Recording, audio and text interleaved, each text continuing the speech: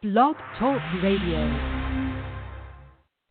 Good morning out there in Blog Talk Radio land. I think we might be having some technical issues this morning. I had trouble getting logged in, and then I was trying to connect with our guest, and I don't know if she was hearing me. I don't want to have to hang up and start over, but might have to do that if I can't get our guest to at least be able to hear me so we can connect. Anyway, so I want to welcome all of you here to Off the Shelf at Blog Talk Radio. You know, it's an online radio station, and even if you're off air, you gotta rely on technology. And if you're having technical problems, and this was due to the Blog Talk Radio platform, then I just have to be patient. That's something I've learned, and work with it because we can't control things. But I want to welcome you all again, and hopefully our guest is able to hear me. If not, I'll ask her to hang up and dial back in. But I want to welcome each of you to Off the Shelf, and I want to start by leaving this thought with you on this Saturday, May 26th, as we come down to the end of May and head toward Memorial Day weekend, and want to thank those who've served in the service. And however you serve, I'm extending you a thank you here from Denise Turney, the host of Off the Shelf. And this is the thought that I want to leave with you today. I have learned over the years that when one's mind is made up, this diminishes fear. Knowing what must be done does away with fear, and that's Rosa Parks. Again, I have learned over the years that when one's mind is made up, this diminishes fear. Knowing what must be done does away with fear.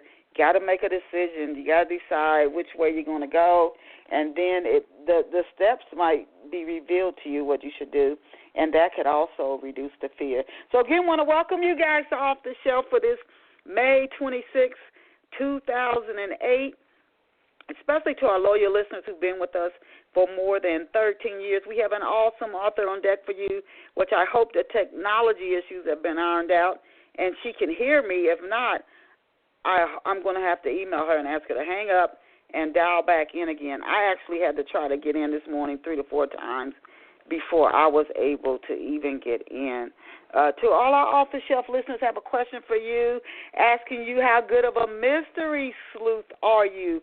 Do you think you can find out who done it? Who committed, who's responsible for the murder mystery that cloaks Raymond and his friends' lives? Do you think you can figure it out before it's revealed by the author in Love Pour Over Me? Also, you when you read Love Pour Over Me, you may get answers to some real life questions that have been something you've yourself been probing due to experiences you've had in your own life. You could get that through Love Pour Over Me as well. And also, if you value relationships and not just a lifetime romance, that kind of relationship that opens you up to the brilliance and the insight of love and human connection that only a few, maybe 1,000 people get to enjoy. And then also you get to explore the complicated relationship between a father and a son, and a Raymond Clark, who is the star of Love Pour Over Me, he and Brenda. You get to see how Raymond's friends, how they impact him, and Brenda's sister and her family, how they impacted not only them but their relationships. And they just popped into my head about the royal wedding, how different people's their family relationships impact a larger event, a larger relationship. You'll get to explore that in Love Pour Over Me. You'll also get the mystery, so you can see if you can figure out who done it before it's revealed in Love Pour Over Me. You can get Love Pour Over Me in ebook or print format. I know at Amazon I've seen it for $3.03. You can get it at ebook it, Amazon.com, Barnes & Noble, Walmart. If you don't see it on the shelf, just ask the clerk for it. Just tell them you want to get a copy of Love Pour Over Me by Denise Turney, and they can order a special copy for you because it's sold by it's carried by the largest book distributors in the world. I hope you will treat yourself to Love Pour Over Me on this Memorial Day weekend. And I'm going to introduce our special guest for today, and I hope she is able to hear me. And I've got to here she is. I need to make sure she dialed in again So let's see if we can connect her, because we were having technical difficulties this morning. We have several people on the line, so let me try to see if I can connect her again this morning. But first I want to introduce her. I want to thank her for her patience. Again, with Blog Talk Radio, we had technical difficulties, but it looks like we may be well on our way now. So our special off-the-shelf guest this morning is Zara. Don't you love that name? Zara Broadnax. Now, Zara is a New Orleans native. She earned a Bachelor of Science in Accounting from Southern University and A&M College. She earned her Master of Science in Management from Troy University. And as a contributing author, Zara has helped to create 2 best-selling books, Beyond the Woman and 100 Voices of Inspiration, Awakening and Empowerment. She is a licensed minister and the founder of Well Women Ministries. Zara is also the founder of Gathering House Publishing. For our off-the-shelf listeners who have that gift, that talent to write, or maybe even to edit. This may be a show that you really tune into.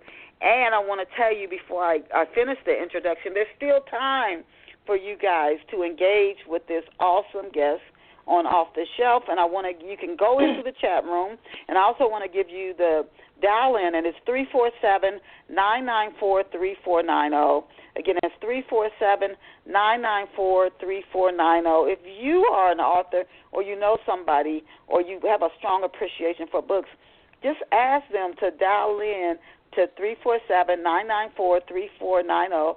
Tune in to Off the Shelf so they can catch all of Zara. If you come in midway, you can, when the show finishes streaming, you can listen to it as often as you like in the archives. But to finish the introduction, Zara is a licensed minister and the founder of Well Woman Ministries.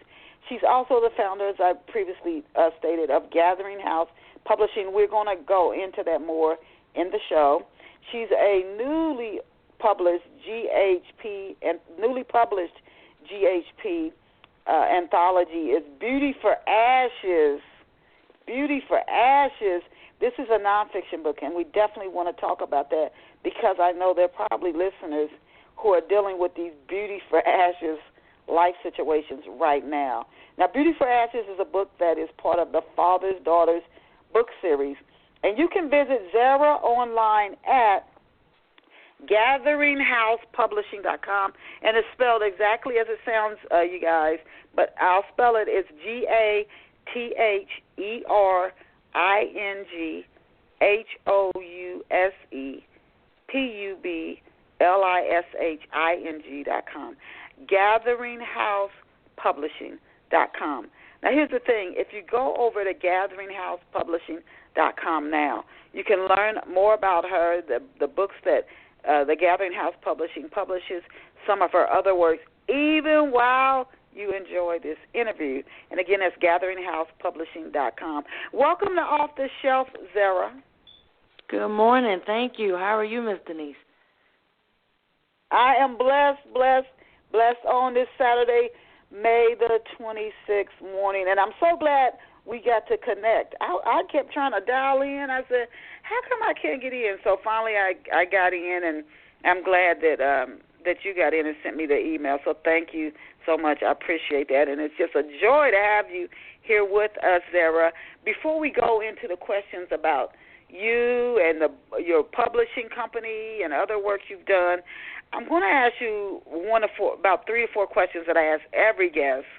Okay. And that's because our listeners wanted to get a little backstory on our guests before I launch right into the other questions. So before we go into this morning's questions, Zara, can you please tell us what it was like for you growing up in New Orleans? Oh, growing up in New Orleans was half and half. Half of being wonderful because you go to a city where a lot of people like to come to, experiment with a lot of fun things. We have, of course, everybody knows the Essence Fest. We have Bayou Classic over in November. We have the Jazz Fest that just finished up at the beginning part of May. Of course, everybody knows about Mardi Gras. So there was a lot of things to do growing up that you didn't have to pay a lot of money for, that you could have a lot of good food and a lot of great music to listen to. But then also we have that dark side of the city. Everybody knows that that city has voodoo. There's a lot of poverty inside the city. I graduated from high school in 1992, which is fairly young, and I know that I graduated from the number one black high school in the city, so we still had segregation a little bit in the city. We had some schools that were mixed, some that were all white, and some that were all black. So when Hurricane Katrina happened, you got to see a lot of the pain and suffering that was happening in the city that we as locals had faced all of our lives. Now it became a national epidemic for people to see it. So it was great because you got to have a lot of culture and history, but then that pain that came from the black side, the dark side of the history that we had. You know, you don't think about that in New Orleans, like you said, the voodoo. You think about that when you think about some of the islands and where that's practiced, Haiti and other countries like that. But, yeah, to think New Orleans, that's still down there. And then, again, Hurricane Katrina.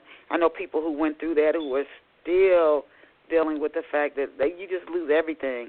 All your memories, your pictures, everything is gone. And you just have to pick up from there and try to go on from there. But there's good, like you said, you got your Essence Festival, and you got you got different events in New Orleans. It's known for its music and its food. So, you know, and it's the tourism, which I'm told is coming back. So it's known for those things as well. What did you dream of becoming when you were a little girl growing up in New Orleans? I dreamed of becoming a lawyer, believe it or not. I wanted to be an attorney. I wanted to be a tax attorney, by the way. So I majored in accounting because of that, and thought about going to law school, applied when I was in the military to go to law school, but did not get accepted from the military to release me to go to law school. But I always wanted to be a lawyer. I always believed that we had to help someone else, that everything you face is not just for yourself. You have to help someone else. And I know didn't want to be in hospitals, or teachers didn't make enough. So I figured a lawyer could do it, and I could help other people. And even though that was my dream, God had better dreams for me. Doesn't it often go that way? This has been a technically challenging morning for me so far. One thing I learned doing Off the Shelf, and I hope our listeners learn as they hear me say things that I'm dealing with, that you got to go with the flow and be patient no matter what is happening. My next question I wanted to ask you there was, how old were you when you just knew, you wanted to be a tax attorney, you're in the military, they won't release you to go and pursue that career field. How old were you when you knew that you wanted to be a writer, or you wanted to be involved in a field that dealt with books? Wow, that one is an interesting story. I've written all of my life, poems, stories. I always had concepts. When I was in high school, I actually wrote a romance novel. I came from a single-parent household. My mother did not have the money to afford a word processor, which that was the big thing back in the early 90s. And I did not have one, so I gave one to my friend and asked her to type up my manuscript, and she lost my manuscript. So I just moved on and just kept, I know, it was so sad. So I went on and moved on to just writing poems and coming up with concepts of stories. And it wasn't until I was literally in my 40s. I'll be 44 this summer. So I was about 40, 41 when I said, you know what, I'm getting ready to retire from serving in the Army. Let me go ahead and do what I believe God has created me to do and what I'm supposed to be doing. And so I got involved with Beyond the Woman and fell in love with writing even more so than what I had been doing in the past. And so I would say, even though it's been my trek throughout my life that I've written things, it wasn't until I was about 40, 41 that I knew this is what I wanted to do. Isn't that interesting? We've had so many guests in the 13-plus years. Off the Shelf has been on the air, and some knew when they were little kids right away. Like you said, you've been writing for years and years. Some started, we've had a teacher may have marked up their paper, and they went years and never wrote anything again, and then came back to it. I hope it's encouraging when people listen to your stories, Zara, that if you're meant to do something, you stay on your path. You get back on it. It's almost like you veer off only to get back on the road, right. like when you get lost when you're driving. Who was it? So you sent to your friend a romance manuscript to type. The friend loses it. Some people could read all kinds of things into that. Well, maybe I'm not meant to do this, but you stayed on that road. Who inspired you, especially when I think about you being in the military? I was in the Navy, and that's not the area where you're going to really be inspired to pursue writing. Who inspired or birthed that passion for books in you? Where did that come from? Well, my mother used to be a school teacher, and so her biggest thing when I was growing up was, you're going to read. And she would make me write book reports during the summertime when we were out of school. And so my love for reading, I would want to read the story. I would hurry up and write the report so I could read another story. And they never knew. My mom never knew that I wrote a book in high school. I just kind of did it on my own to see what would happen. And as I continued to grow, I kind of kept it inside until I was about 40. And I have a girlfriend who's an actress. Her name is Mara Gale, and she read a poem or she read something I wrote, and she told me, Z, I love the way you write. You should write more often. And so she pushed me to write a little bit more. And then I have another girlfriend named Daphne Henry who's in Beyond the Woman, who said, Z, you always talk about writing books. You always talk about that. Well, I have a challenge for you. I'm involved in this anthology. I think you should join us. And so it was really those three women, my mother, my two friends, Daphne Henry and Mara Gale, who encouraged me to go ahead and write. And then after I opened up and started showing people my writing, my best friend got involved, Cynthia Batson, and some other people, and was like, oh, you really have a talent for this. And so it was just mainly those three at first who said, come on, you can do this. Get out of your comfort zone, get out of the box, and let's do this. This is a question I wasn't going to ask you before we talk about Beyond the Woman, which is next. Has anybody ever told you, I'm sitting here looking at your picture, has anybody ever told you that you look like CeCe Winans? No one's ever told me I look like CeCe Winans. That is a highly compliment. Okay, so I'm looking at you and I'm like, nah, she looks like CeCe Winans. When I'm looking at you, to me, you do. So anyway, that was just an out the box question. Okay, so Zara, you've worked with 15 other women on the book Beyond the Woman. What was that author selection process like? How did you go through and select who were the women who were going to be included in an anthology? Well, in Beyond the Woman, I actually wrote with Marilyn Rodriguez, and that was her vision, her birth child that she wanted. And she asked other people that she started off asking people she knew, and then from there she fanned out and asked their friends, which is how I got involved. And that was a wonderful process for me because, I was in the process of retiring. I was still shaking on what I wanted to do when I got out from the military, and having someone to coach me and to be there to listen to me, help me, guide me through making sure my story was okay was a big issue and a big deal for me. And that was really the process for that one. And her publisher helped up with the second one. It was actually her anthology. And from those two, I decided, I could do this too. I think that was that military mind saying, okay, you know what, you could do that too.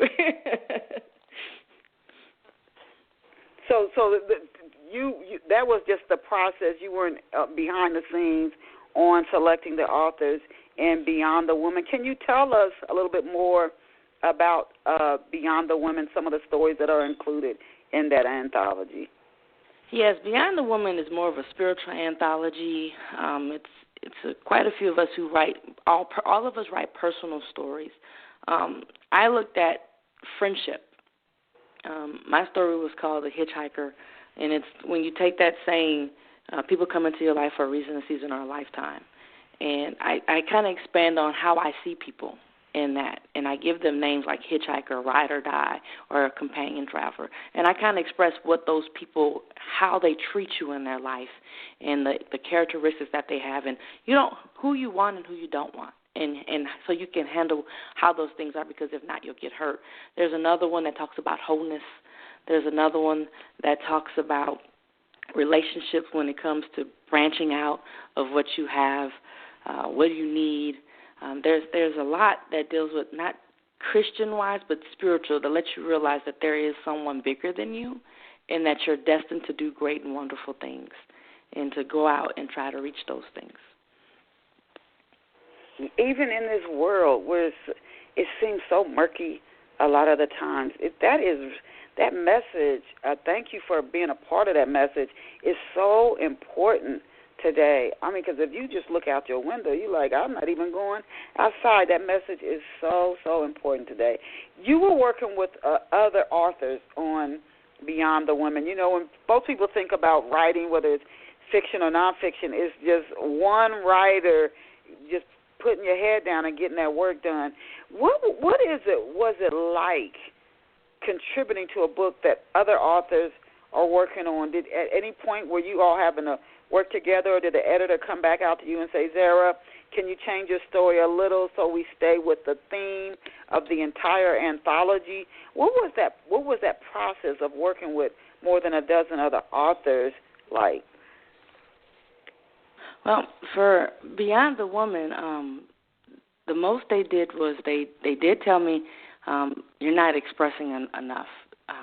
Come out of that shell and really let's vocalize the definition of friendship and the characteristics that they have. So they critiqued it. It wasn't so hard. It wasn't so bad. It wasn't a big red paper like I would have gotten in English class a few years back. But it was, let's look at this.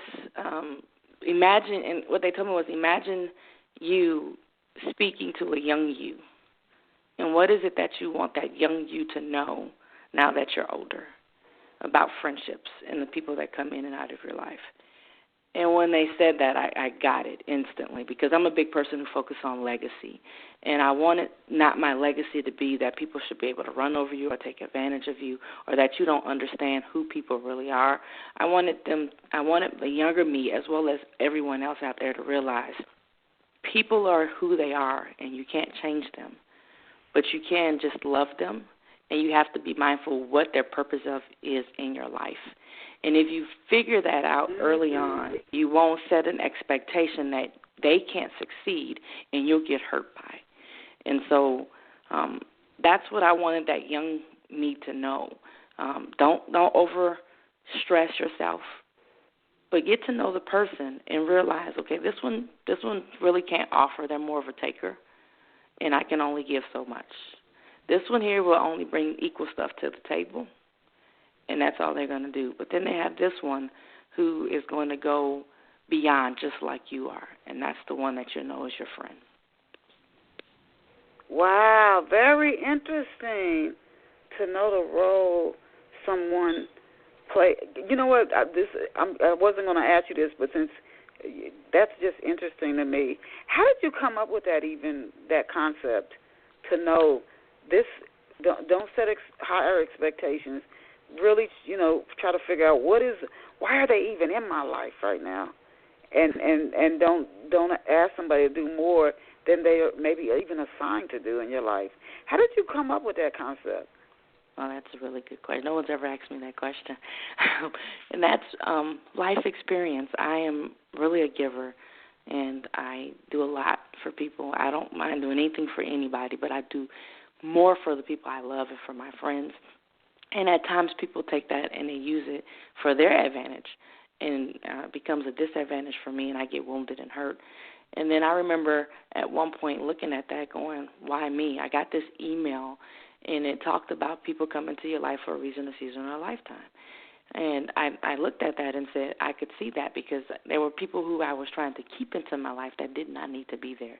And I had placed this expectation that we're going to be friends forever. And their season had really ended. in my life. Their reason for being there was gone, and I had gotten so close and so drawn to them that I did not realize that it was time to let them go. Doesn't mean they can't travel back. It just wasn't, they couldn't go with me to my next destination.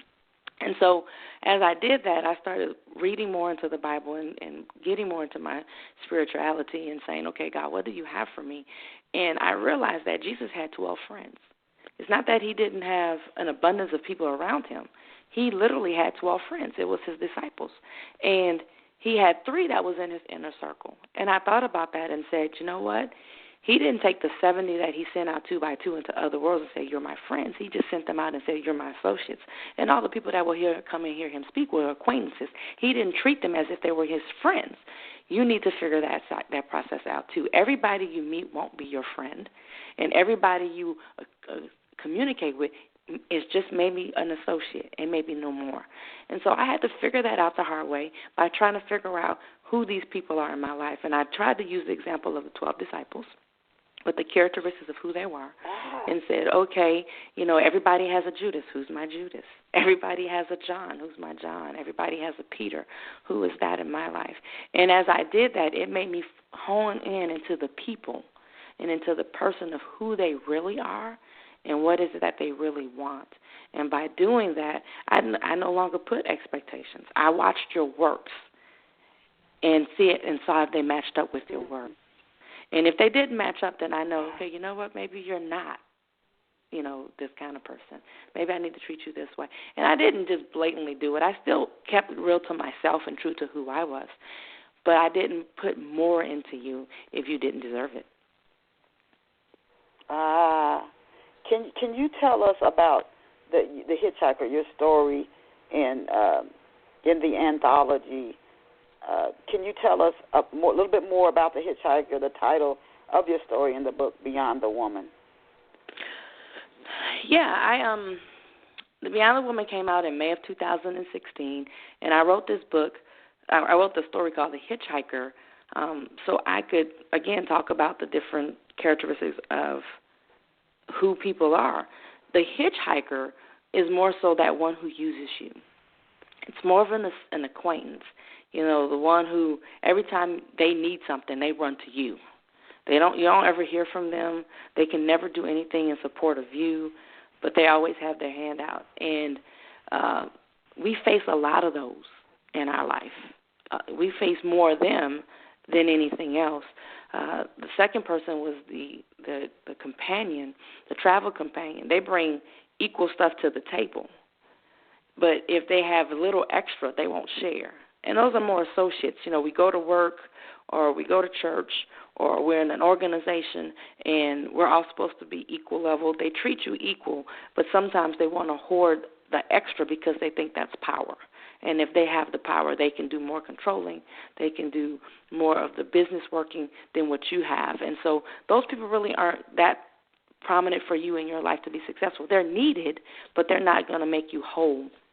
But that ride or die is the one that if you say, okay, we're about to go over this hill, and they say, okay, let's go, they're right there with you. Or if you have a sandwich and you need to split it in half and they have a drink, they say, you know what, we're going to sip on this together because you don't have any.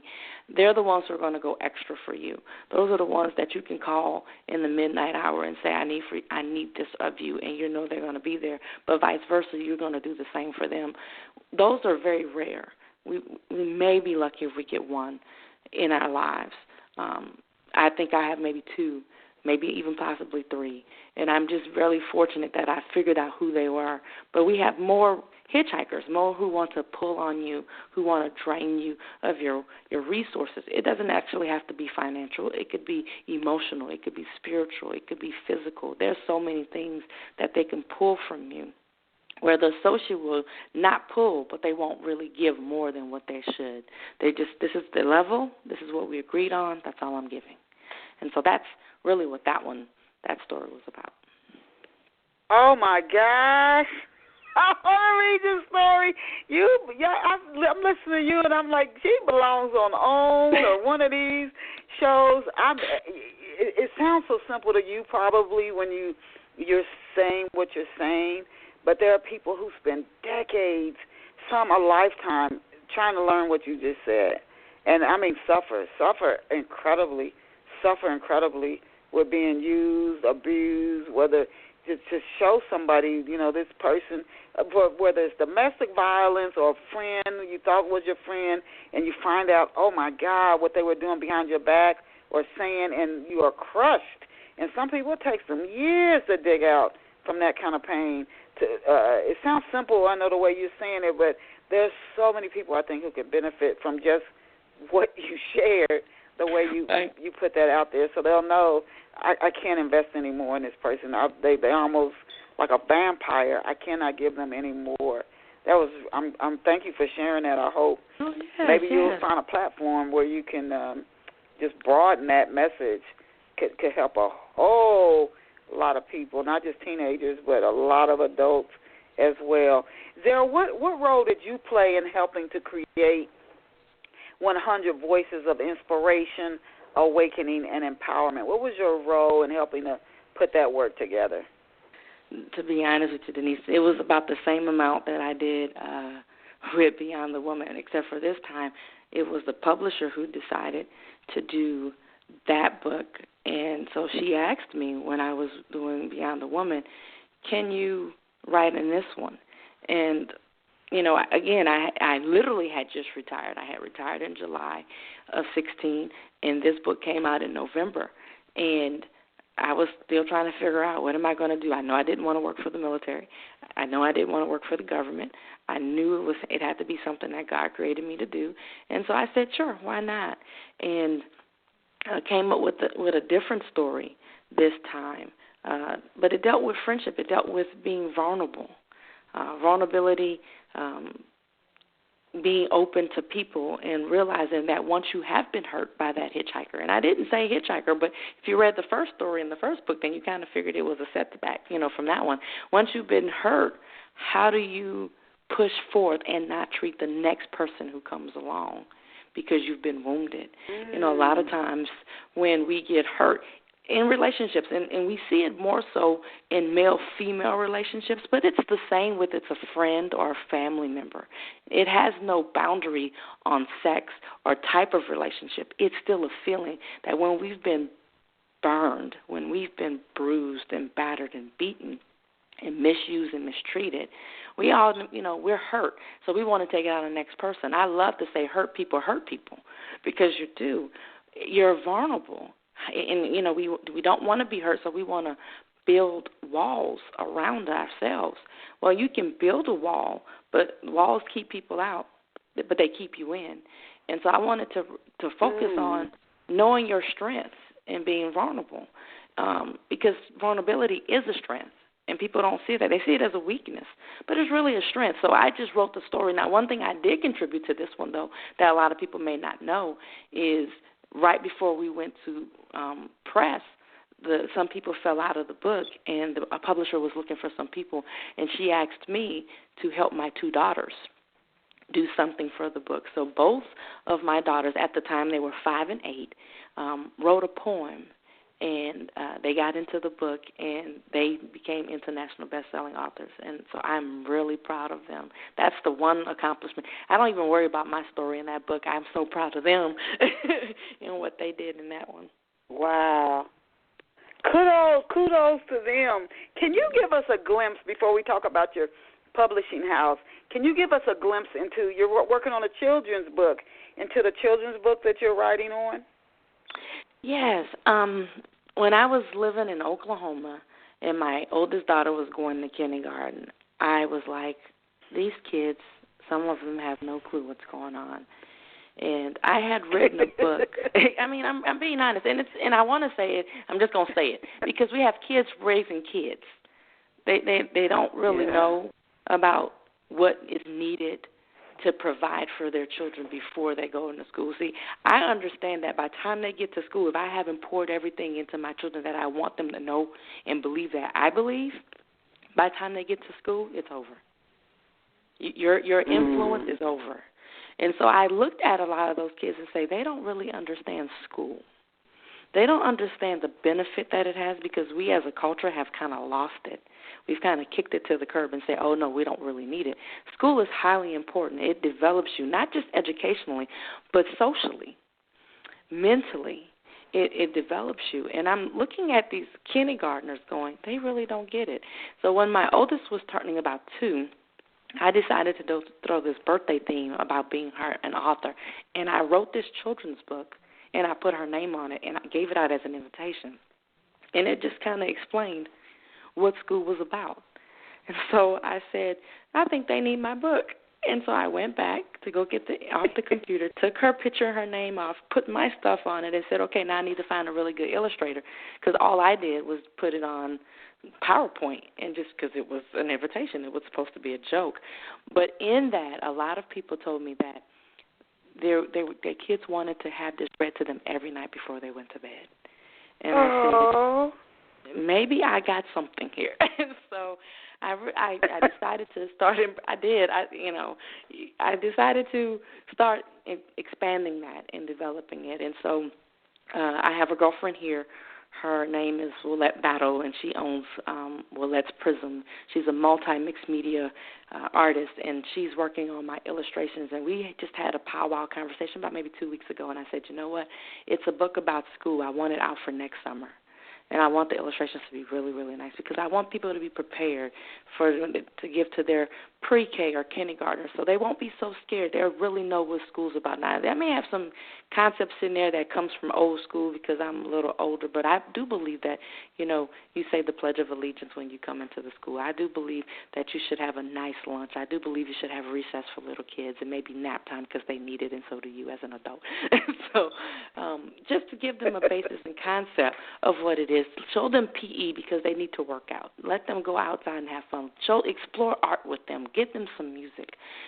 Create their minds and not just, getting a grade, but create human beings that are going to be productive. And you're very young. You start in kindergarten. So that's kind of the concept of that one, to just get them informed about what school's about.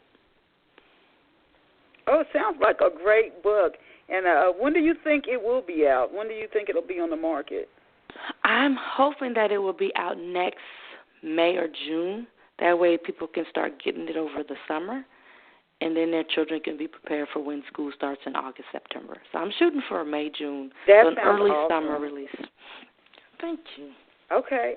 Do you think, Zara, that you'll write an adult novel one day? Is that in the works?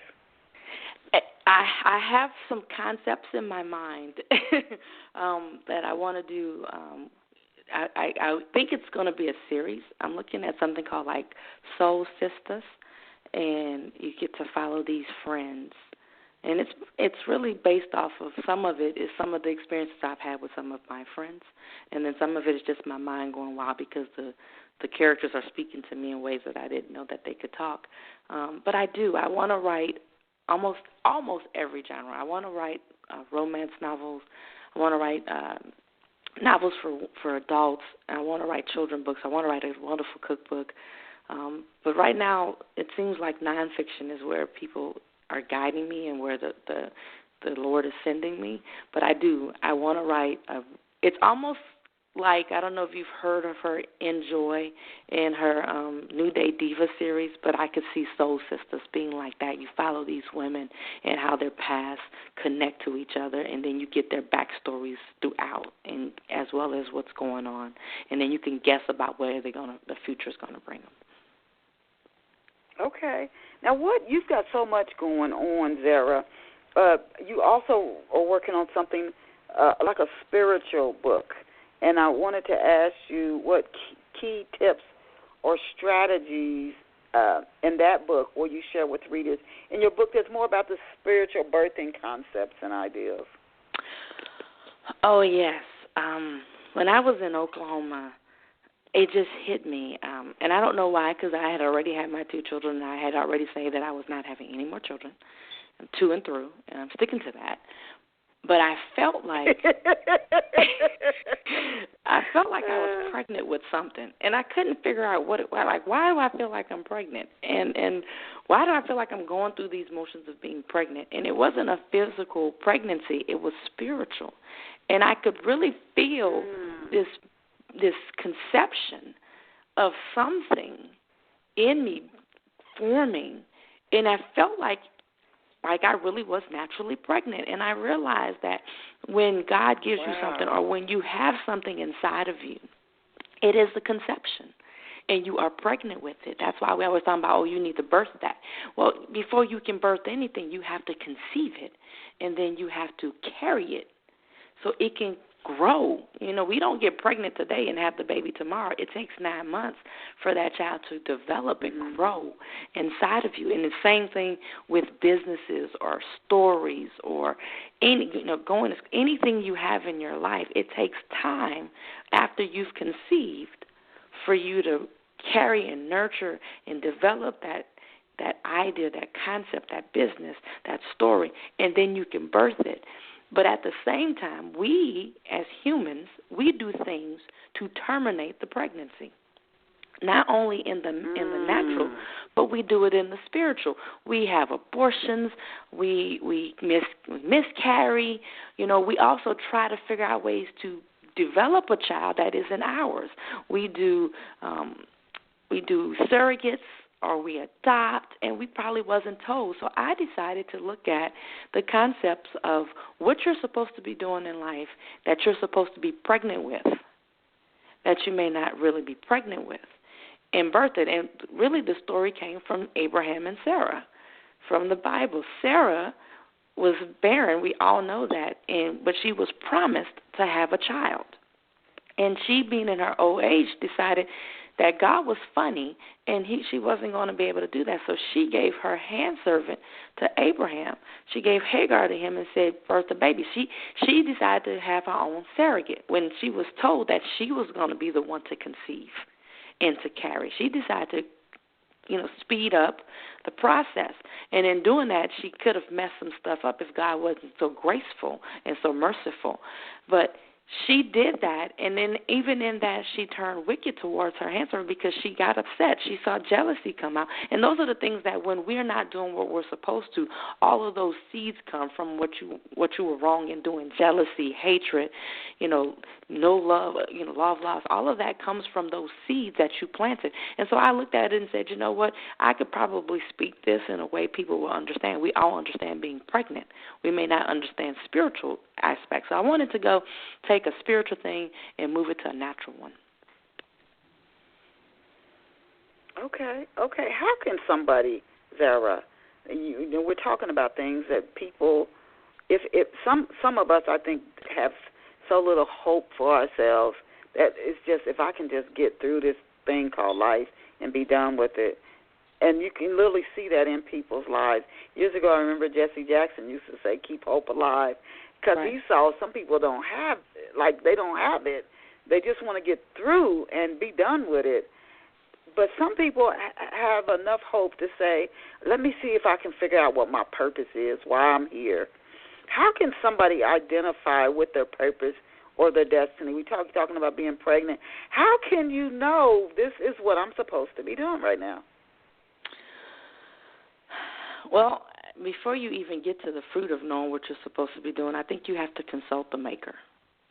And I say that because my children love Legos. And what I have to consult is the instruction book in order to help them put the Legos together. I could see the pretty package outside, but my mind doesn't tell me how to create that exactly that way unless I read the package, unless I read the booklet that comes in. And so I think for others, you will know what you know to be who you're supposed to be when you really consult who made you. And that could, most people think that'd be mom and dad, and I don't know where people stand, on their spiritual beliefs, but I believe that is to be God. And so you have to consult who you believe made you, and then you have to go inward and look at who you are, and what your experiences are, and the type of people you surround yourself with. I have a whole lot of artists, and I use artists very loosely, whether it be entertainment for acting or singing or instrument playing or actual artists or writers. I hang out in an environment where there's a lot of writers and a lot of artists, and so that inspires me to push me more because I know that's who I'm supposed to be now. But when I was in the military, I did not do that. I hung out with a lot of soldiers. I hung out with a lot of people who were type A personalities. I think you watch the people you are. My grandmother used to say, show me your friends and I'll show you you. And it is no true to me today than it was back then. The type of people you are drawn to, and there's a reason you're drawn to them. The type of people you're drawn to is some of the interests that you have. I have no desire in being a stunt double because I'm scared of heights. I am not going to go follow somebody like Evel Knievel. I'm not going to do that. But somebody who is a writer who can tell stories or has creativity and they can express themselves creatively, I'm drawn to them. And that's because that's a bit of who I am. So if you don't have a belief in something spiritual, I would say look at your friends. Look at the people you surround yourself by, the kind of, people say energy, the kind of energy you toss out. Those are the people who you are drawn to, and those are the people who are drawn to you. So, if you're into somebody who likes to be gothic, then you're probably gothic.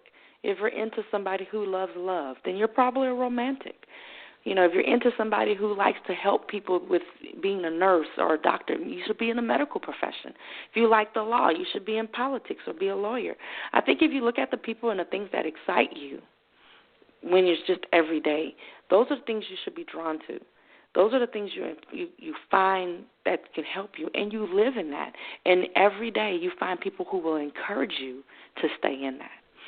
And because if they're your friends, they're going to encourage you. And that's how you build your hope up to figure out what I'm supposed to be doing. And then when you know that, the seeds from your actions will start to reap a harvest. You'll start to see it flow. Okay. Now, we have a little less than 15 minutes left in today's show. I wanted to ask you about Beauty for Ashes, the Father's Daughter book. And this is the first book in this series. We're talking about concepts. Where did the ideal for the Beauty for Ashes book series come from, and how did you select the authors for this first book? Okay, well, but I thought about it and said, if I could be in those two anthologies before and they were spiritual, I know I can do something Christian. And so, God, who are we? And he told me, you're my daughter. And I said, you're so right. We're the Father's daughters. And so that's how the series came about. And I said, well, what can we talk about? And the first thing I looked at was so many women are so beaten down, so abused, so battered, so beaten. And we don't have the internal fortitude to lift ourselves up most times because we're so concerned about taking care of everybody else that we continue to go down. Mm-hmm. And I said, those are some pains. That's some wounds right there, some tragedies we've gone through. And if we keep those in, we're just killing ourselves. We need to express it out because there's nothing we go through that's not benefiting someone else. We have a testimony that can help somebody else in their test. And so I wanted to be able to help people get out of their pain, get out of their wound, get out of their tragedies, and start to embrace life and be grateful and have a praise and a worship about the things that they can face and say, I made it through that. I went through the fire. I went through the storm, and I'm better for it. You're not going to be worse. You're going to be better for it. But how do I know that? Because somebody else did. So I kind of talked to a few friends. I talked to one in particular who served with me in Korea. She's also a licensed minister. Her name is Gwen Polk. She's in the book. I asked her, and she joined in. I'm part of a writers club in North Alabama where I live, and Betty Boyd was one of the members of the writers group, and she was like, I want to do this. I want to work with you. I have two church members, Stacy Nesserode and Latasha Jesse Jones, who know me personally. I work with them in the church. I've worked with them in schools that our children went to, and they were like, Z, I want to be a part of this. God is telling me to be a part of this. I have a story I think is going to help. And then I have a friend who lives in Oklahoma. His wife, she's also my friend, who said, I have somebody that I think you would be interested in to tell her story. And her name was Sherry Jones. And Sherry told another friend who told a friend, which was Pat Joseph. And so I talked to these ladies. I heard their stories, and I could feel that, you know what, this is what I'm looking for. And so that's how I got them to join. And then, one more. I had a girlfriend who's here that we went to church together, and she had a friend who she just felt needed to be in this book, and her name was Lisa Sanders. And Lisa has by far been such a blessing with this book that all of them are ready for the next version. They're all like, when can we do the next one? But I listened to all their stories. So we talked about one of them who lost her son who was murdered, another one who kept having miscarriages. Mm-hmm. And we talked, people don't think if you go to jail that's the best thing, but there's one girl who went to jail and she actually saved somebody's life because God had just told she had just told this one person, if I'm not supposed to be here, then God, you need to let me know that. And as soon as she said that, this particular person from the story walked in and she happened to save the person's life. We have people who are dealing with depression, dealing with abortion, taboo topics in the church that we don't want to talk about. We're talking about it in this book. Okay.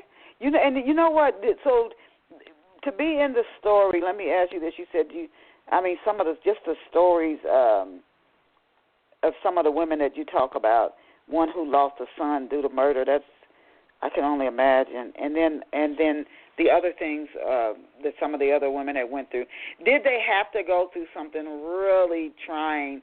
Because you said the strength of a testimony, somebody went through something hard, and you're like, if it happens to you, and I've had things happen to me that I didn't think ever would, but then I had other people I looked to who went through something similar, then you become a testimony for somebody else, but you might not think you can make it through, but you're thinking, I remember so-and-so went through, and they got through it.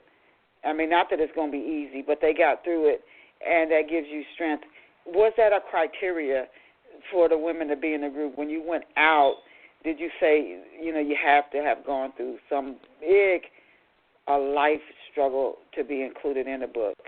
If you haven't been there yet, then thank you, but no thank you. Was that part of the criteria? It wasn't. It didn't have to be big. Because I tell people, well, my trash might be your treasure. So it didn't have to be big, but I wanted them to have a real life story where God did something in their life to help them get through something that they considered a pain. And, some people will say, it's not a pain to look at the flowers. What I love about Pat Joseph's story is she doesn't have the regular pain that we all have. Her pain was just when she looked at life, she couldn't find the beauty until God showed her what was beautiful. And then that became her praise. So she walks you through how when you look at the flower, you should praise him. When you look at the food on your table, you should be happy about that. And that's something small because a lot of us don't think about it. I tell my kids all the time, and I say it this way, and people might go, you shouldn't do it, but I do. I tell them they're privileged black folk. Because, again, I was raised in New Orleans where there was somewhat segregation even in 1992, where my kids don't have that. They learn with all races. As a matter of fact, they're learning Mandarin in kindergarten, first and third. They're learning Mandarin in their school. And I'm just like, it's bananas to me. But they have a certain idea of life that I didn't have growing up because of the benefits and the experiences that I've had. And so I tell them all the time, your pain is not my pain. You're mad because I took your iPad away for a month. I didn't have a word processor. That's two different pains. Right. That's a difference. And so it had to be some major pain. It just had to be a pain. It had to be something that they went through and that they could tell the people about, that they could show how this is how I suffered, but yet this is how God brought me through. Now, this is the scripture for Beauty for Ashes. It's Isaiah 61:3, and I'm looking at the book Beauty for Ashes, The Father's Daughters, actually on Amazon. And the scripture is to appoint unto them that mourn in Zion, to give them beauty for ashes, the oil of joy for mourning, the garment of praise for the spirit of heaviness, that they might be called trees of righteousness, the planting of the Lord, that he might be glorified. And again, that's from Isaiah 61:3. If you had to, in your words, and just hearing what the scripture says, if you had to describe it to somebody, maybe based on the stories in the book, Beauty for Ashes, what would you tell them if they've never read the scripture and without quoting it to them? How would you describe Beauty for Ashes? Oh, I would say, you know how life gives you lemons and everybody tells you make lemonade? Well, you don't have to make lemonade. Mm-hmm. You can make lemon cookies. You can make lemon meringue. And you know how I know? It's because I've read these stories by these women who took life and they turned it into something beyond lemonade, the standard. They went a little above and beyond. And so when you hurt, there's always a way to patch up the wound. You have a scar, it's because you've been through something. But every woman has a scar, and some of our scars look the same. So you don't like lemonade. You like lemon meringue pie. Well, there's a story here that looks just like lemon meringue pie. And I think if you see it, you'll be able to turn it around and turn your lemons not into lemonade, but into lemon meringue pie or an icebox pie or whatever it is you're looking for. Okay. Well, thank you for sharing that, Zara. This just popped into my mind as well. We know you stay on this life path long enough, you're going to go through something. You're going to climb a mountain. It's bound to happen. I don't know if it's a necessity of being in this world. I just don't know no one who hasn't. But this just popped into my mind. It is good to know that you can have beauty for ashes. That is such a blessing. But don't live your life so that you read, okay, so-and-so made it through this, whether, again, it's domestic violence, somebody coming out of prison or whatever. Don't set yourself up for hardships. Set yourself up to live the best life possible. Seek after joy. Seek after love. Go follow the light. Don't live a life that's hard just so you can tell somebody you got through something hard. Go for the best life you can go for, and then just know there is beauty for ashes. But strive, make good decisions, make wise decisions, consult God and make smart decisions. Don't set yourself up for heartache and pain just to say you got through it. Do the opposite, and then just know that there's beauty for ashes. That's what I would encourage somebody, because sometimes we see people suffer so much, we almost think that's what's supposed to happen. Go the opposite way. When and why, Zara, did you found Well Women Ministries? I founded Well Women's Ministries back in about 2003 or 4. And it was because, again, my heart is for women. I believe that I'm supposed to help women who are beaten, battered, bruised, and destroyed get healed, get loved back on, and get back into the grace of God. And so I did that as a testament to say, you're not alone, that you have a sister who's here, and we're going to help you. And so it's kind of the same reason why I started the Father's Daughters, is because we are too sick in our own right to realize we need help. We don't want to go to the doctor, so I figured the doctor needed to come to you. And so I try to bring the doctor to them, which is why I started Well Woman. It's based off the woman at the well, John 4. She was a powerful woman, but she was sick, but she was made well at the well. You've got so much going on. I tell you, I'm listening to the interview myself as it's unfolding. I'm like, oh my gosh, what is she not doing? Now we have less than 3 minutes left, but I have to ask you, are there specific types of books that Gathering House Publishing puts out on the market, and how can authors connect with you to work with you through Gathering House Publishing? Gathering House Publishing is a hybrid publishing company. So basically, I'm that middleman person that helps you to publish your book. So I don't really have a genre that I help people publish with. But right now, Gathering House, in its own right, is doing a lot of Christian or wholesome books. I have an anthology of poetry that will be coming out hopefully in January. We have another one of The Father's Daughter. I'm trying to get now the complement for the men, the King's Men, Strong and Mighty. Hopefully that can come out in November if I get some people to sign up. So Gathering House will do things that will encourage people, but as a company, that's the kind of books it will put out. But when others come, we will help facilitate the publishing process for them, and I have no genre restrictions on that at this time. And you can reach me at gatheringHousePublishing.com. There we go. Where can Off the Shelf listeners get a copy of the books that you've been involved with, your anthologies? Where can they pick those books up from? Well, the other two books, you could just highlight me at gatheringHousePublishing.com. Tell me you want that book. Go to my email address. Send me an email.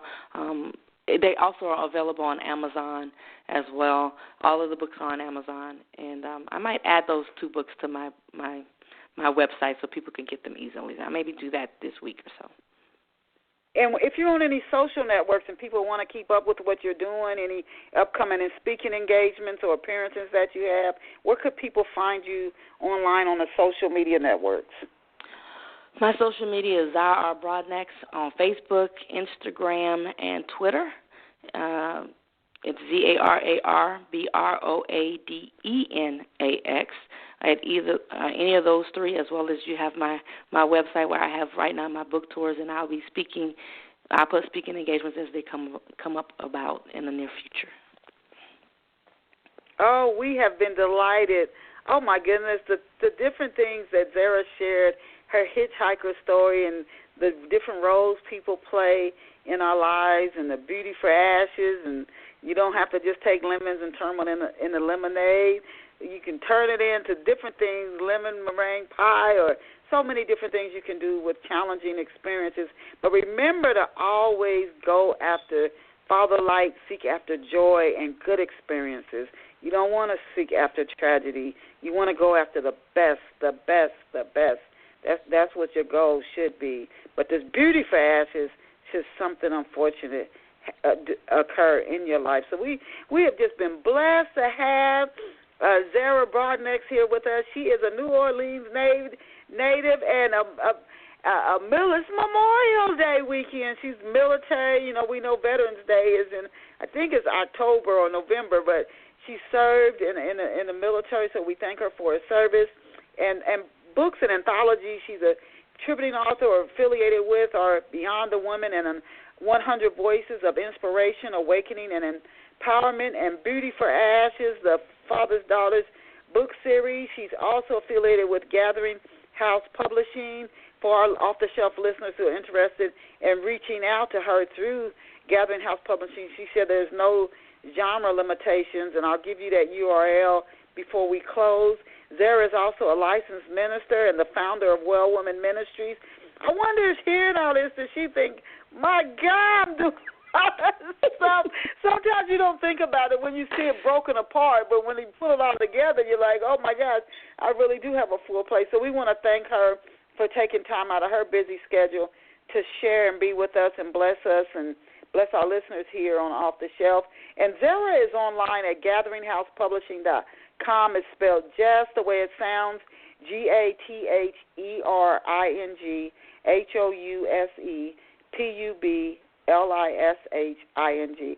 GatheringHousePublishing.com. Remember her name, Zara Broadnax. She could have her own show on television with the way she was breaking down those roles people play in your life.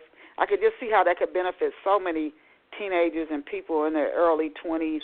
So we want to thank her again for being here. Please go out and support her and her works and her books and Gathering House Publishing. And as I always tell you, our off-the-shelf listeners, you are incredible. You are amazing. You are awesome. I hope one day you will really get that down, grasp it, and believe it, because it is true. Go out and create a phenomenal day for yourself. Happy Memorial Day for those who celebrate the holiday. We know we have listeners who tune in from all over the world, so I wish you a marvelous weekend. Please go support Ms. Zara again. Zara, I'll shoot you an email when the show finishes streaming.